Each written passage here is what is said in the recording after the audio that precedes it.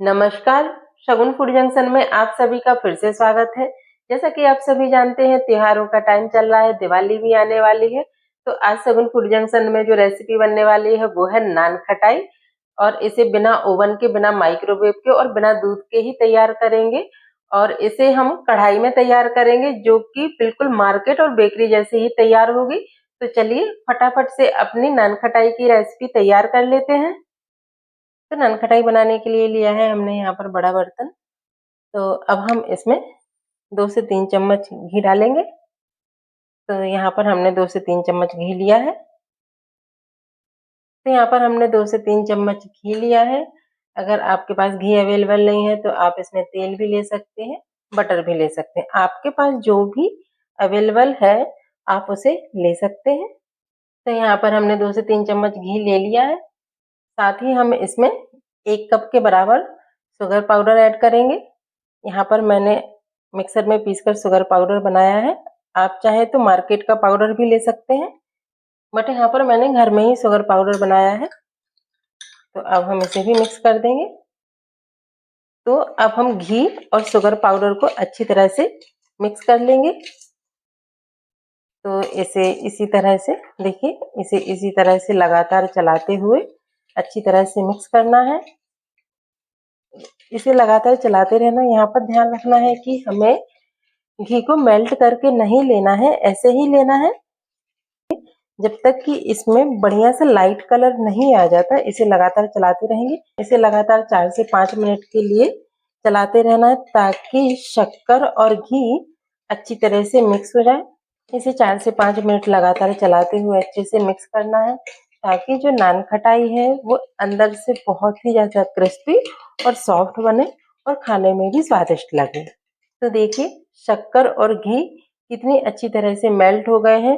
शक्कर पाउडर और घी अच्छी तरह से एक दूसरे में एब्जॉर्ब हो गए हैं। तो यहाँ पर घी और शक्कर का बढ़िया से मिक्सचर तैयार हो गया है। तो अब हम इसमें बाकी की सामग्री ऐड कर लेते हैं। इसके लिए हमने यहाँ पर बड़ी छन्नी ली है। तो अब हम इसमें 1 कटोरी मैदा ऐड करेंगे और इसे अच्छी तरह से छान लेंगे।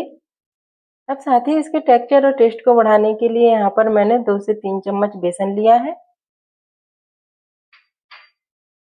और 3 से 4 चम्मच सूजी। इसी के साथ मैं यहाँ पर हाफ टी स्पून इलायची पाउडर ऐड करूंगी और इलायची पाउडर के साथ ही यहाँ पर half tea spoon baking powder भी ऐड करूंगी। तो अब इसे भी अच्छी तरह से मिक्स कर लेते हैं। तो देखिए इसे हमने अच्छी तरह से छान लिया है। तो सभी चीजों को हमने अच्छी तरह से छान लिया है। यहाँ पर मैंने half tea spoon baking powder लिया है। अगर आपके पास बेकिंग पाउडर नहीं है तो आप 1 से 2 चम्मच बेकिंग सोडा ले सकते हैं। इससे पहले हम इस मिक्सचर को मिक्स करें तो कढ़ाई को प्री हीट होने के लिए रख देते हैं। तो कढ़ाई को गर्म होने के लिए हम 8 मिनट के लिए रखेंगे। तो चलिए कढ़ाई को गर्म होने के लिए रख देते हैं। सबसे पहले हम इसके लिए फ्लेम को ऑन करेंगे। तो यहाँ पर हमने एक कढ़ाई ली है।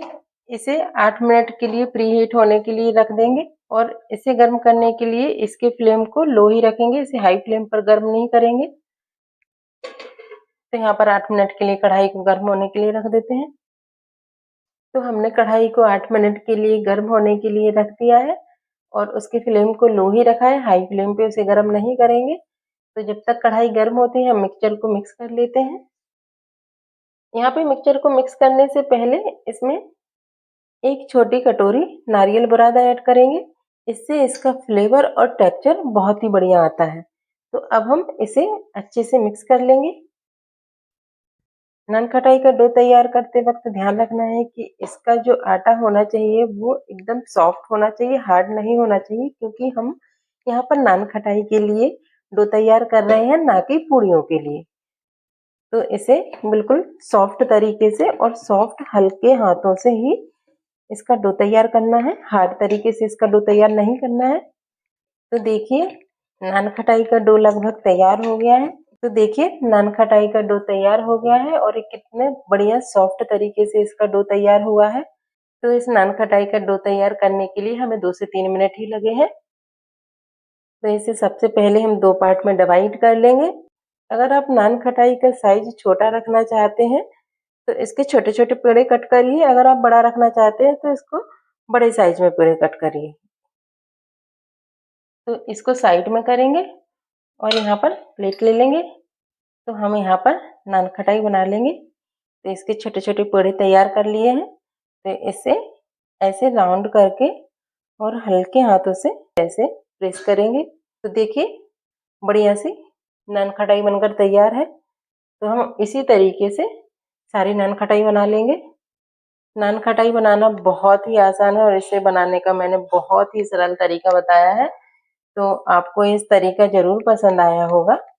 एक बार की नान खटाई बनाने के लिए हमें 15 मिनट लगते हैं और 15 मिनट में नान खटाई बनकर तैयार हो जाती है।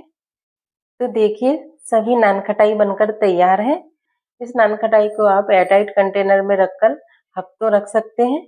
तो 8 मिनट हो चुके हैं, कढ़ाई गर्म हो गई है। तो अब हम ढक्कन को हटा देते हैं। यहाँ पर हमने पोहा छानने वाला जार रखा हुआ है। आप चाहें तो यहाँ पर स्टैंड का भी यूज कर सकते हैं, कोई भी स्टैंड ले सकते हैं और कढ़ाई के अंदर रख सकते हैं ताकि बेकिंग ट्रे रखने में कोई भी दिक्कत ना हो। तो यहाँ पर मैंने पोहा छानने का जार लिया है। तो हमने यहाँ पर एक बेकिंग ट्रे ली है। अब हम इसमें सारी नान खटाई रखेंगे बेक होने के लिए। तो इसके ऊपर हम बटर पेपर रखेंगे। तो इस बटर पेपर को इस बेकिंग ट्रे में रख लिया है। तो अब हम इसमें एक एक करके नान खटाई रखेंगे। तो यहाँ पर हम नान खटाई रखते हैं इस बेकिंग ट्रे में। बेकिंग ट्रे में नान खटाई को रखते वक्त इसमें थोड़ा सा गैप रखेंगे क्योंकि जब ये नान खटाई बनकर तैयार हो तो आपस में चिपके ना। तो नान खटाई के बीच में थोड़ा थोड़ा गैप रखेंगे। सभी नान खटाई को इस बेकिंग ट्रे में रख लिया है। तो अब हम इस नान खटाई को और भी बढ़िया बनाने के लिए यहाँ पर कुछ ड्राई फ्रूट मैंने कट करके रखे थे तो वो इस पर डाल देंगे।